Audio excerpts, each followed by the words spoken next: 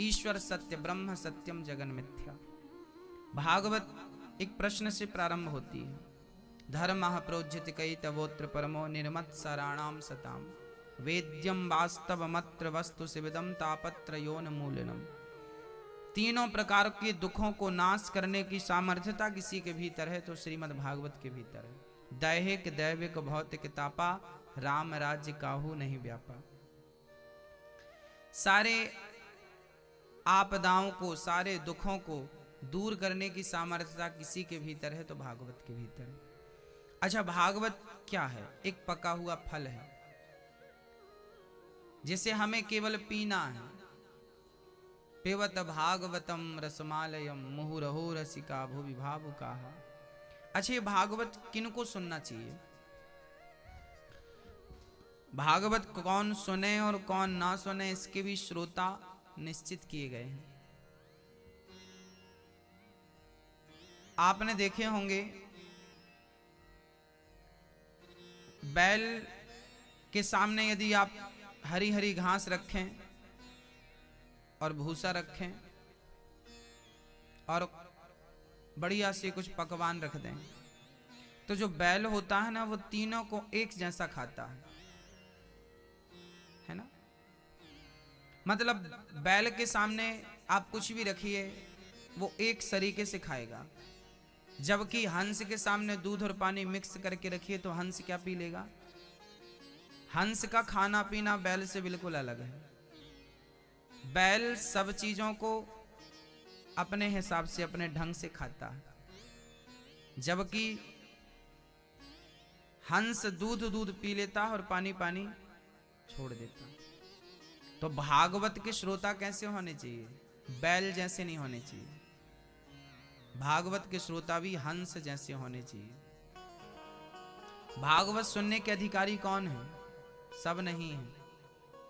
जिनके अंदर भगवान के प्रति प्रेम है, श्रद्धा है, भक्ति है, वो तो भागवत सुने। और जिनके हृदय में प्रेम नहीं, श्रद्धा नहीं, भक्ति नहीं, वो इस भागवत के अधिकारी नहीं है। इसलिए भागवत श्रवण करने वालों के लिए प्रथम शर्त यह है कि आपके हृदय में श्रद्धा तो होनी ही चाहिए। यदि आप श्रद्धा से सुनेंगे तो सुनने में भी और सुनाने में भी अच्छा लगेगा। इसलिए भागवत के श्रोता अलग होते हैं। हाँ, भागवत का पहला प्रश्न है, ऐसा प्रश्न शौनक जी ने सूत जी से पूछा है, मनुष्य का धर्म क्या है? मनुष्य का धर्म किसे मान लें हम? पूजा करना धर्म है कि पाठ करना धर्म है कि यज्ञ करना धर्म है कि दान करना धर्म है? बताइए, धर्म किसे कहते हैं? क्या धर्म है? माला जपना धर्म है क्या मैया जी?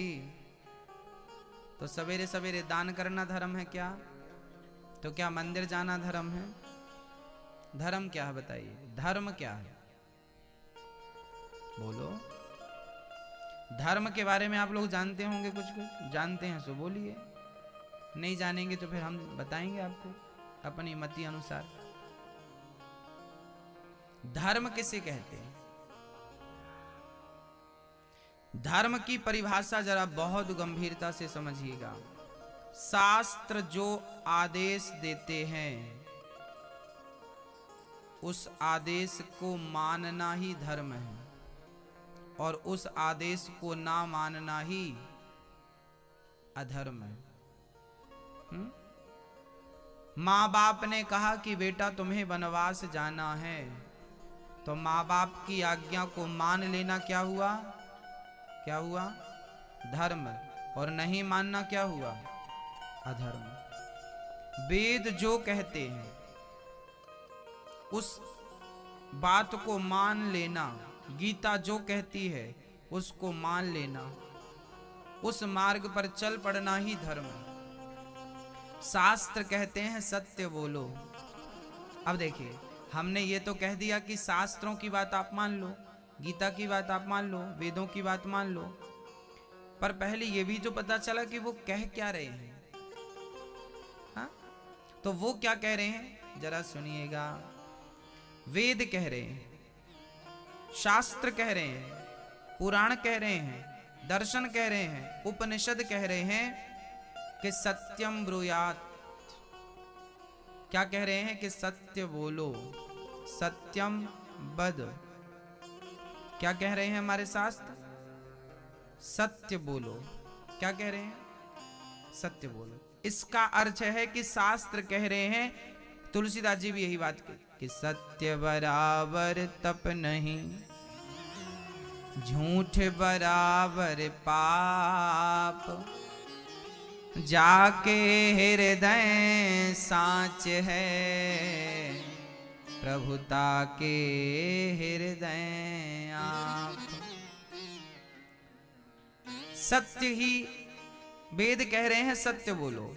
अब यदि हम सत्य के मार्ग पर चल रहे हैं तो हम वेदों की आज्ञा क्या कर रहे हैं? क्या कर रहे हैं? हम पालन कर रहे हैं। और यदि हम सत्य नहीं बोल रहे हैं तो हम वेदों का क्या कर रहे हैं? उनकी आज्ञा का उल्लंघन कर रहे हैं। और शास्त्रों की आज्ञा का उल्लंघन ही अधर्म है, और शास्त्रों की आज्ञा का पालन ही धर्म है। समझ रहे हैं आप लोग? धर्म क्या है? अब आप बताइए, बताइए धर्म क्या है? हमने तो बता दिया आपको, बोलो आप। मैया आप बताओ धर्म क्या है? बोलो।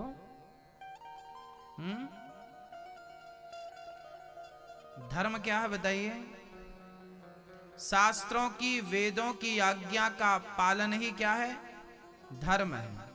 और वेदों की आज्ञा का पालन ना करना, उल्लंघन करना क्या है? अधर्म। सीधी सिंपल परिभाषाएं हैं, बहुत कठिन नहीं है कुछ कार्य। माँ बाप जो कह रहे हैं वो देखिए शास्त्र और क्या कह रहे हैं वो सुन लीजिए। अतिथि देवो भव। हम लोग अतिथि को क्या मानते हैं? देवता। अतिथि देवो भव। मातृदेवो भव, पितृदेवो भव, अतिथि देवो भव, आचार्य देवो भव। अर्थात चार चीजों को, चार लोगों को हम देव तुल्य मानते हैं, ईश्वर तुल्य मानते हैं। किस किस को? मातृदेवो भव, पितृदेवो भव, अतिथि देवो भव, आचार्य देवो भव। इन चार लोगों को यदि आप देव तुल्य मानते हैं तो आप शास्त्रों की आज्ञा का पालन कर रहे हैं, और कर रहे हैं तो धर्म है। और नहीं कर रहे हैं इनका पालन तो आप क्या कर रहे हैं? किसी को गाल पर थप्पड़ मारना ही अधर्म नहीं है। शास्त्रों का अपमान करना, उनकी आज्ञा का उल्लंघन करना ही अधर्म है। अब आप अपने आप से पूछिए, क्या आप अपनी माँ को भगवान मानते हो? क्या आप अपने पिता को भगवान मानते हो? क्या घर में आए अतिथि को आप भगवान मानते हो? क्या अपने गुरुजनों को आप भगवान मानते हो? यदि मानते हो तो आप शास्त्रों की आज्ञा का पालन कर रहे हैं, और नहीं मानते तो आप उल्लंघन कर रहे हैं। परिभाषाएं हमने रख दी। अब आप देख लो कि आप कहाँ कच्चे हैं, कहाँ पक्के हैं, क्या सही कर रहे हैं, क्या गलत कर रहे हैं। तो मनुष्य का धर्म है सत्य बोलना। गोस्वामी जी धर्म की दूसरी परिभाषा भी दे रहे हैं। गोस्वामी जी कह रहे हैं, परहित सरेस धर्म नहीं भाई, पर पीड़ा सम नहीं अधमाई। परहित सरिस धर्म नहीं भाई, पर पीड़ा सम नहीं अधमाई। परहित सरिस अर्थात परहित, परहित मतलब लोगों का हित, हमारे पड़ोसी का, हमारे बुजुर्गों का, हमारे गांव का, हमारे राज्य का, हमारे देश का। क्या करना है हमें?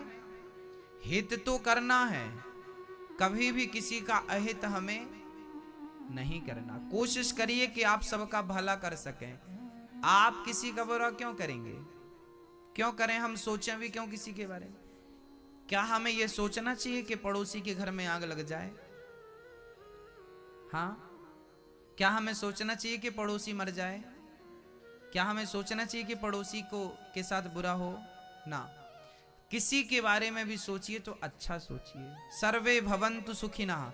अब देखिए हमारे शास्त्र यहाँ पर क्या दर्शन बात कह रहे हैं। शास्त्र कह रहे हैं सर्वे भवन्तु सुखिनः। इसका अर्थ है हे प्रभु आप सबको सुखी रखें। सर्वे भवन्तु सुखिनः सर्वे सन्तु निरामया सर्वे भद्राणि पश्यन्तु मां कश्चित् दुख भाग्य भवेत्। हे प्रभु सर्वे भवन्तु सुखिनः सर्वे सन्तु निरामया। सब सुखी रहें, सब निरोगी रहें, सब स्वस्थ रहें, सब संपन्न रहें, सब पर भगवत कृपा बनी रहे, यही हमारी प्रार्थना सबके लिए है। सर्वे भवन्तु सुखिनः। विश्व का कल्याण हो, ये जयकारा हम लोग लगाते हैं। वसुधैव कुटुंबकम की बात करते हैं। हम पूरी दुनिया को अमेरिका, जापान, चाइना, भारत को बाजार मानते हैं। एक देश दूसरे देश को बाजार कहता है कि ये बहुत बड़ा बाजार है। एक देश दूसरे देश को बाजार मानता है, पर एक हिंदुस्तान है पूरी दुनिया को अपना परिवार मानता है। हम बाजार नहीं मानते। हम तो कहते हैं कि सारे लोग एक हैं और हम सब भाई भाई हैं। हाँ? प्रेम से रहें। आप अपने घर में सुखी, हम अपने घर में सुखी। ये शास्त्रों की आज्ञा है। ये मनुष्य का धर्म है कि आप कभी किसी के बारे में गलत ना सोचें, गलत ना। बताओ कितने पुराण हैं हमारे? चलो वेद कितने होते हैं? आप बताओ बेटा, वेद कितने हैं? कौन कौन से नाम बताओ? केवल आप बोलेंगे, कोई नहीं बोलेगा। बोलो बेटा, 4 वेद के नाम बताओ। धर्म वेद हो पहला, दूसरा पहले ही धर्म वेद है इनका। दूसरा क्या है बेटा? हाँ, धर्म वेद। 4 वेद हैं, सामवेद, ऋग्वेद, यजुर्वेद, अथर्ववेद। कितने वेद हैं? सामवेद, ऋग्वेद, यजुर्वेद, अथर्ववेद। सबसे बड़ा वेद है ऋग्वेद। पहले एक ही वेद था, उसके विभाजन व्यास जी ने किए हैं। 4 वेद बाद में हो गए। पहले एक ही वेद था जो ऋग्वेद के नाम से जाना जाता था। फिर सामवेद, यजुर्वेद, अथर्ववेद, बाद में इनका विभाग किया गया। एक को 4 भाग में डिवाइड कर दिया गया, तो 4 नाम हो गए। कितने नाम हो गए? कौन कौन से? सामवेद, ऋग्वेद, यजुर्वेद, अथर्ववेद। 4 वेद हैं। उपवेद भी हैं। सामवेद का गंधर्व, यजुर्वेद का धनुर्वेद, ऋग्वेद का आयुर्वेद। देखिए 4 उपवेद भी हैं। आयुर्वेद कहां से आया? ऋग्वेद से आयुर्वेद निकला है। अथर्ववेद का स्थापत्य। वेदांग कितने हैं वो भी समझिएगा। शिक्षा, कल्प, व्याकरण, निरुक्त, छंद और ज्योतिष। 6 शास्त्र कौन कौन से हैं वो भी समझिएगा। सांख्य, योग, मीमांसा, वेदांत, न्याय और वैशिक, ये 6 शास्त्र हैं। पुराण कितने हैं हमारे? 18 पुराण हैं हमारे। पुराण कितने होते हैं? बोलो बेटा, 18। कौन कौन से? सुनिएगा। ब्रह्म पुराण, पद्म पुराण, विष्णु पुराण, शिव पुराण, मत्स्य पुराण।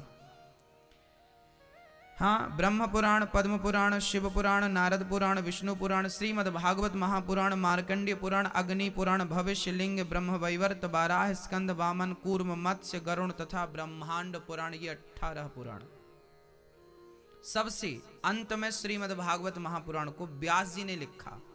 वेदों को किसने लिखा था? किसने लिखा था? वेद व्यास जी ने। 4 पुरुषार्थ बताए हैं, धर्म, अर्थ, काम और मोक्ष। धर्म के चरण कितने हैं? धर्म के चरण कितने हैं? 4। सत्य, दया, दान और तप। ये धर्म के 4 पांव चरण। यम क्या है? बोले अहिंसा, सत्य, अस्तेय, ब्रह्मचर्य और अपरिग्रह, ये यम है। नियम क्या है? शौच, संतोष, तप, स्वाध्याय तथा ईश्वर प्रणिधान, ये नियम है।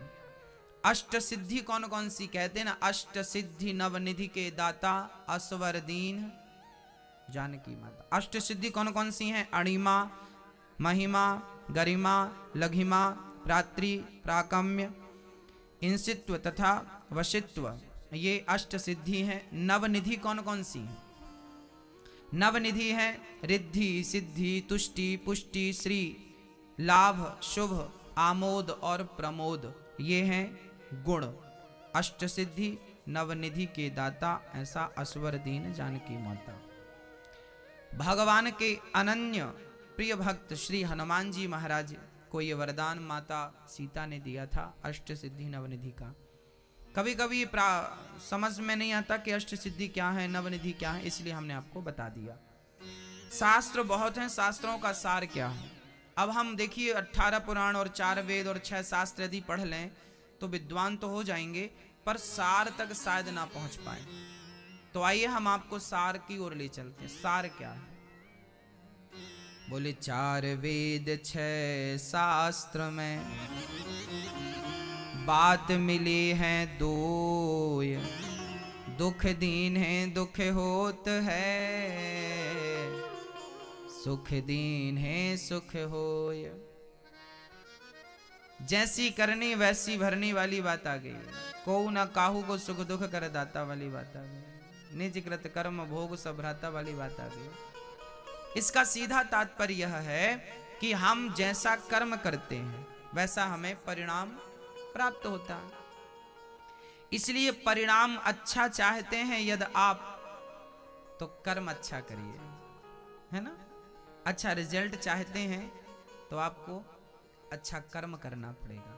अच्छा कर्म ही आपका अच्छा परिणाम है, आपका बुरा कर्म ही आपका बुरा परिणाम है। इसलिए कर्म हमारे कैसे होने चाहिए?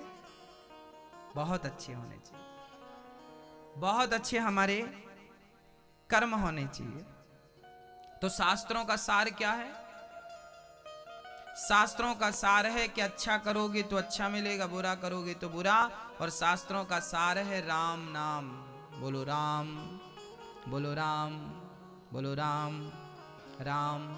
ये राम नाम ही शास्त्रों का सार है। काम करते रहना और नाम जपते रहना, ये नाम ही सार है। इसलिए नाम ना भूलना। कुछ भी करिए पर नाम से जुड़े रहिए। यदि नाम से जुड़े रहेंगे तो भव सागर में कोई बाधा नहीं आएगी, पार लगने में पार हो जाएंगे। नाम की बड़ी महिमा। अच्छा, मनुष्य के कल्याण का साधन भी नाम है। अच्छा, एक प्रश्न खड़ा होता है, ये देखिए भागवत के प्रश्नों की ओर मैं आपको ले चल रहा हूं। भागवत का एक प्रश्न सौनक जी ने सूत जी से यह भी पूछा कि ईश्वर सगुण है या निर्गुण है, साकार है या निराकार है। अच्छा आप बताइए, भगवान सगुण है या निर्गुण है? बताइए। साकार और निराकार क्या है वो समझ लेते हैं पहले। जिसका कोई आकार है उसे तो साकार कहते हैं, बट जिसका कोई आकार ही ना हो उसे क्या कहते हैं? उसे निराकार कहते हैं। तो अब आपको यह बताना है कि ईश्वर साकार है या निराकार है, सगुण है या निर्गुण है, प्रत्यक्ष है या अप्रत्यक्ष है? बताइए, ईश्वर सगुण है या निर्गुण? मैया, ओ मैया, देखो कोई मोबाइल चला रहा है क्या? बताओ, ईश्वर सगुण है या निर्गुण? बोलो, कुछ तो बोलिए।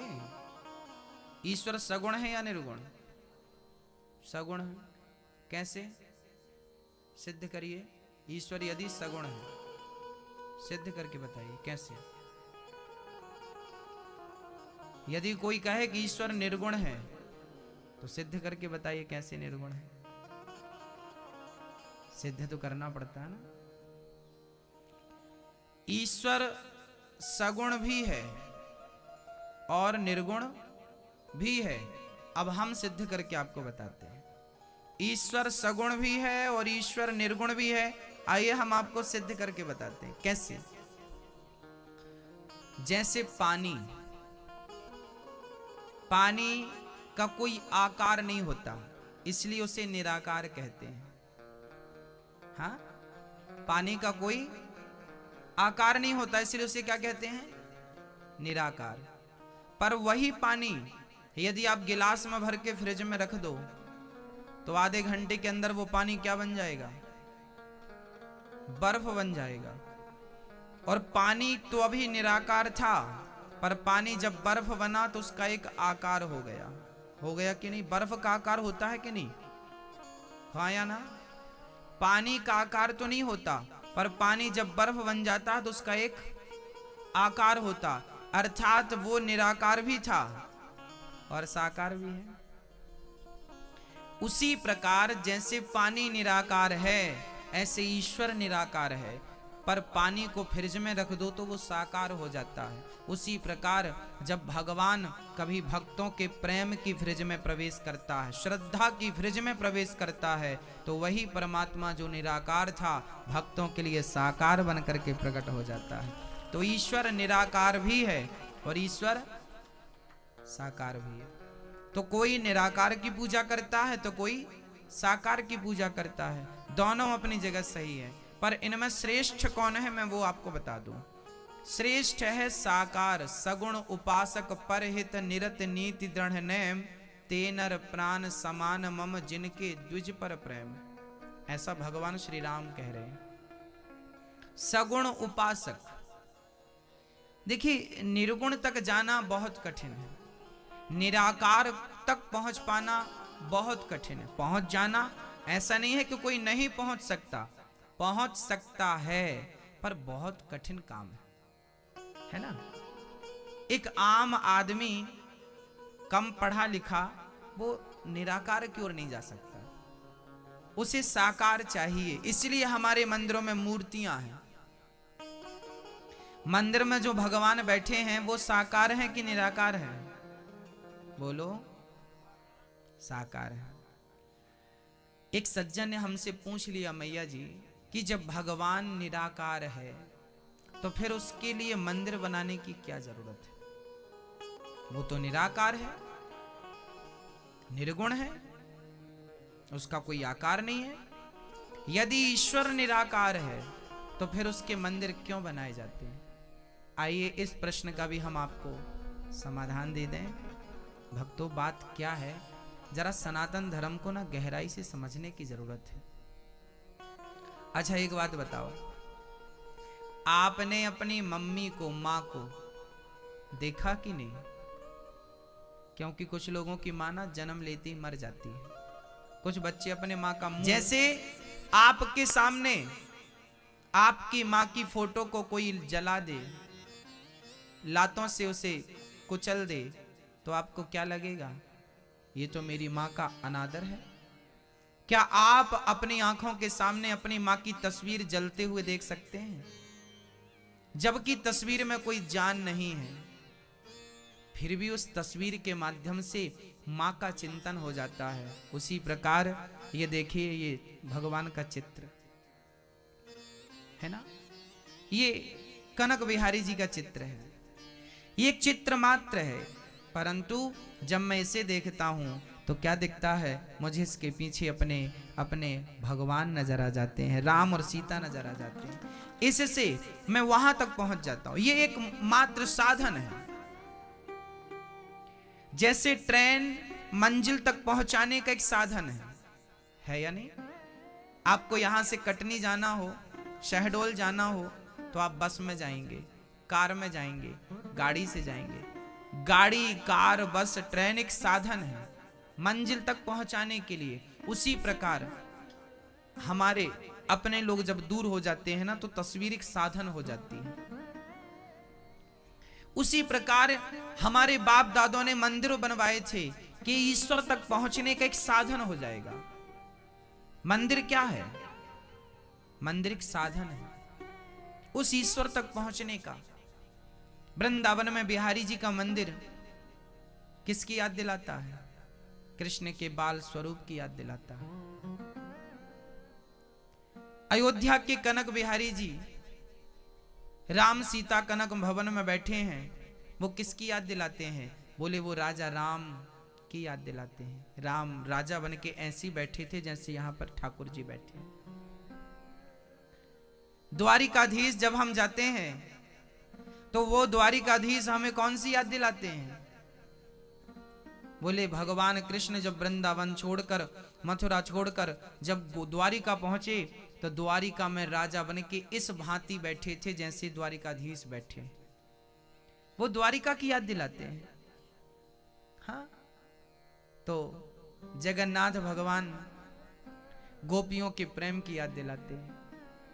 जब जगन्नाथ जी, कहा जाता है कि जब भगवान श्री कृष्ण गोपियों को वृंदावन छोड़कर चले गए, सारी गोपियां रोती रह गईं। उन गोपियों को रोता देख एक दिन कृष्ण ने उद्धव जी को भेजा था। उद्धव जी ने कुछ संदेशा दिया, कुछ सांत्वना दी, पर गोपियों को उससे कुछ हुआ नहीं। वो रोती रही, रोती रही, रोती रही। आज भी वृंदावन का पानी खारा है। आंसू कभी चख के देखना, स्वाद खारा होता है। इतना रोई गोपियां कृष्ण की याद में कि ब्रज का पानी खारा हो गया। वृंदावन की परिक्रमा मार्ग के भीतर का पानी तो खारा है और बाहर का पानी मीठा है। आज भी व्रजरज उड़ उड़ के कृष्ण की याद दिलाती है। आज भी वहां का पानी गोपियों के आंसुओं का प्रतीक है।